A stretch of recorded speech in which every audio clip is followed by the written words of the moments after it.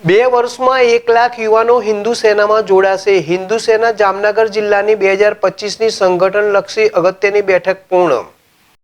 જામનગરમાં કાશી વિશ્વનાથ મંદિર સામે આવેલ દયાશંકર બ્રહ્મપુરીની વાડી ખાતે હિન્દુ સેના જામનગર જિલ્લાની 2025ની સંગઠનલક્ષી અને સંઘર્ષમય કાર્યને લઈ અગત્યની બેઠકનું ભવ્ય આયોજન જામનગરના શહેર મંત્રી મયુર ચંદનના નેજા હેઠળ શહેર પ્રમુખ દીપકભાઈ પિલ્લાઈ અને શહેર યુવા પ્રમુખ હર્ષ ભાનુશાલી દ્વારા કરાયું હતું।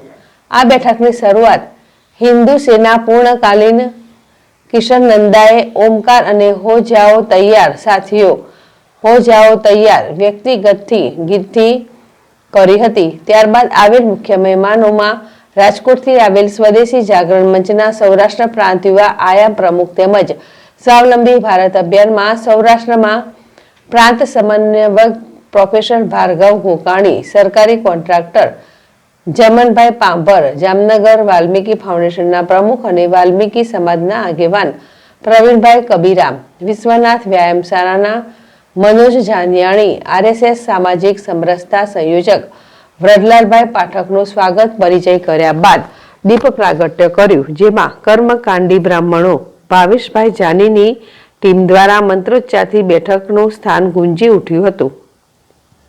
હર્ષલ કંદેડિયા, ZSTV, જામનગર।